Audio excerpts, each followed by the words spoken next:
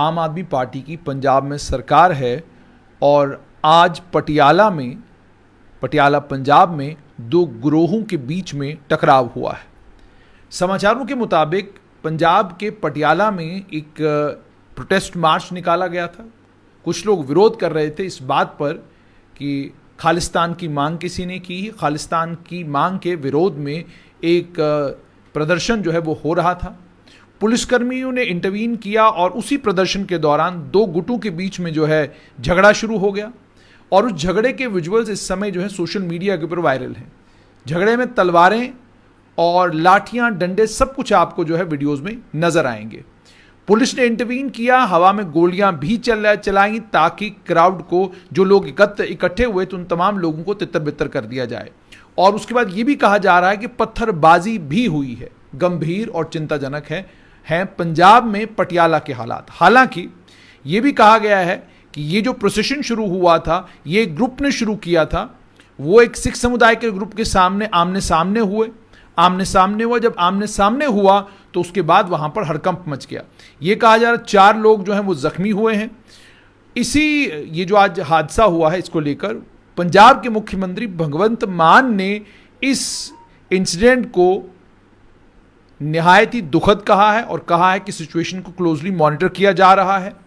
उन्होंने एक स्टेटमेंट में ये कहा है कि ये बहुत दुखद है जो क्लैशेस पटियाला में हुई है, जो झड़पें पटियाला में हुई है। मैंने डीजीपी से बात की है।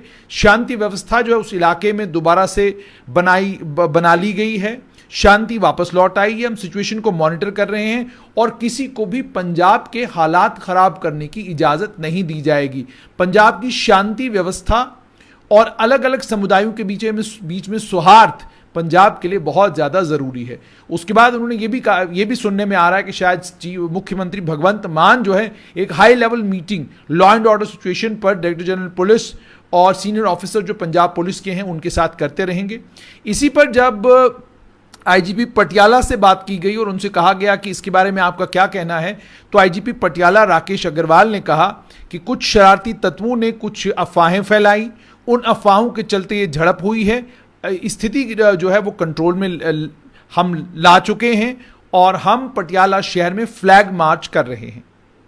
पटियाला शहर में फ्लैग मार्च हो रहा है। ये खबर आपके कानों तक भी मुझे लगता है एक लंबे समय के बाद पहुंची है। एक आतंकवाद का जो कालखंड पंजाब में था, उस कालखंड में डेफिनेटली इस तरह के समाचार आते थे, लेकिन आज एक लंबे समय के बाद फ्लैग मार्च हुआ है पटियाला में। यह अपने आप में बहुत गंभीर है। सिर्फ इतना ही नहीं, यह भी कहा गया है कि हमने फोर्सेस को बाहर से भी बुलाया है और एक शांति व्यवस्था बनाए रखने के लिए की मीटिंग जो है वो जिले के कमिश्नर ने बुलाई है और स्थायी शांति, कंप्लीट परमानेंट पीस जो है वो इस इलाके में आ जाए, उसके लिए पूरी कोशिश की जा रही है। वहीं दूसरी तरफ विपक्ष के नेता प्रताप सिंह बाजवा, कांग्रेस के नेता, ट्विटर पर आए।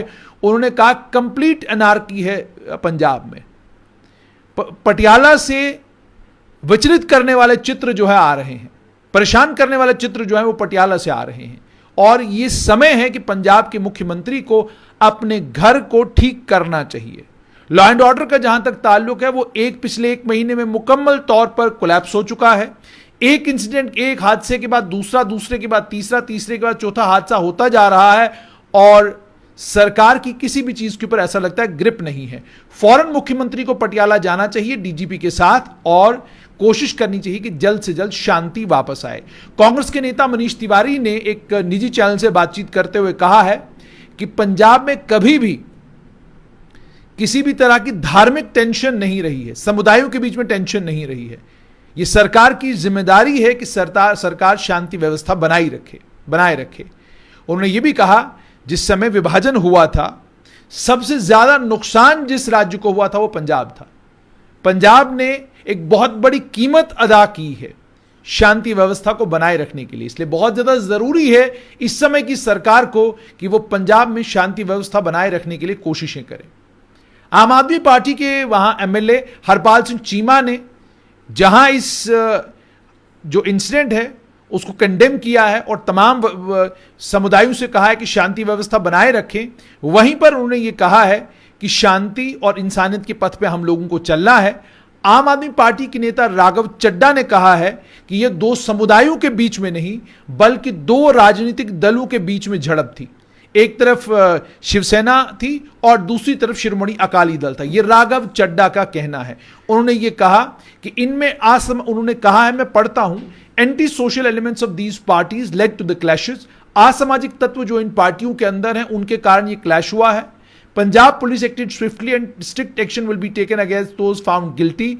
फौरन पंजाब की पुलिस ने कार्रवाई की है और सख्त कार्रवाई उन लोगों के खिलाफ की जाएगी जिनको दोषी पाया जाएगा और हर उस व्यक्ति के खिलाफ कार्रवाई होगी जो जिम्मेदार होगा। उन्होंने यह भी कहा कि आम आदमी पार्टी जो है पंजाब के विकास के लिए काम कर रही है, लेकिन कुछ लोग हैं, कुछ तत्व हैं जो इस कोशिश को डिरेल करना चाहते हैं। उन्होंने उसके अलावा पटियाला की जो डिप्टी कमिश्नर साक्षी सहानी, उन्होंने भी एक स्टेटमेंट दिया। उन्होंने ये कहा है शांति और अलग अलग धर्मों और अलग अलग समुदायों के बीच में सौहार्द जो है वो तमाम धर्मों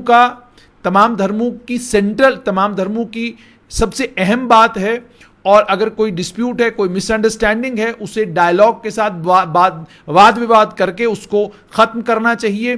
डिस्ट्रिक्ट एडमिनिस्ट्रेशन तमाम भाइयों बहनों से पटियाला के, पंजाब के, उनसे विनम्र विनती और आग्रह करता है कि शांति व्यवस्था और भाईचारा बनाए रखें। सिचुएशन इस वक्त अंडर कंट्रोल है और हम क्लोजली इसको मॉनिटर कर रहे हैं और तमाम कदम उठाए जाएंगे शांति और सौहार्द बनाए रखने के लिए। ये खबर, बहुत सारे लोग सोच रहे होंगे पंजाब की खबर जम्मू कश्मीर में अहम क्यों है। पंजाब की खबर जम्मू कश्मीर में इसलिए अहम है क्योंकि पंजाब जम्मू कश्मीर के साथ सटा हुआ प्रदेश है और जैसे जम्मू कश्मीर आतंकवाद की चपेट में अभी भी है, पंजाब ने एक लंबा दौर आतंकवाद का देखा है। उस दौर के बाद पंजाब इस समय जिस तरीके से तरक्की में बहुत आगे जा रहा है, आम आदमी पार्टी की सरकार जब से बनी है तब से वाकई बहुत सारे हादसे ऐसे पंजाब के अंदर हुए हैं जो साफ तौर पर ये दर्शाते हैं कि ये चूंकि ये शुरुआती दौर है आम आदमी पार्टी का, इसे यूं भी कहा जा सकता है टीदिंग प्रॉब्लम्स। जब आप एक नया काम शुरू करते हैं या एक नए सिस्टम में आप आते हैं, उस सिस्टम को समझने में आपको समय लगता है और जब आप सिस्टम को समझते हैं और सिस्टम पर आपकी पकड़ हो जाती है तो फिर इस स्थिति पर आप नियंत्रण भी कर सकते हैं। ऐसा लगता है कि शुरुआत में, इस वक्त इस शुरुआती दौर में ये सब कुछ जो पंजाब में हो रहा है इसको गंभीरतापूर्वक देखने की जरूरत है क्योंकि पंजाब का जो बॉर्डर है वो पाकिस्तान के साथ सटा हुआ है और आप जानते हैं कि पाकिस्तान की मंशा जम्मू कश्मीर हो, पंजाब हो या भारत का कोई और प्रदेश उसको लेकर क्या अक्सर रही है। और वो तमाम लोग जो पंजाब और जम्मू कश्मीर के अंदर दोनों जगहों पर आतंकवाद को बढ़ाना चाहते हैं, उन सबको शय पाकिस्तान से मिलती है। इसलिए इन चीज़ों को ध्यान में रखते हुए इस मामले पंजाब की लॉ एंड ऑर्डर सिचुएशन को गंभीरता के साथ लेने की ज़रूरत है। आम आदमी पार्टी को भी ये समझना होगा कि आप पंजाब तो जीते हैं, लेकिन जो कुछ पंजाब में हो रहा है उसका असर भी जम्मू कश्मीर के वोटर पर जाहिरी तौर पर पड़ेगा कि अगर law and order situation Punjab में आम आदमी पार्टी के आने के बाद बिगड़ रही है तो उसके लिए कौन लोग जिम्मेदार हैं। जाहिर सी बात है लोग कल सरकार को जिम्मेदार ठहराएंगे। हालांकि अभी सरकार को बने हुए कोई ज्यादा समय नहीं हुआ है, पर इस सोशल मीडिया के दौर में लोगों के बीच में जब बात चल पड़ती है फिर उस बात को रोकना बड़ा मुश्किल हो जाता है। इसीलिए लॉ एंड ऑर्डर को सीरियसली लेना होगा। मुख्यमंत्री भगवंत मान को हिमाचल प्रदेश और गुजरात के चक्कर लगाने की बजाय पंजाब में बैठना होगा और पंजाब में शांति व्यवस्था जो है उसकी देखरेख करनी होगी और इंश्योर करना होगा कि पंजाब में शांति बनी रहे और इस तरह का जो आज हादसा हुआ यह हादसा रिपीट न हो। देखना अब यह होगा कि पंजाब में क्या होगा, हमारी नजर रहेगी और आप तक पहुंचाते रहेंगे।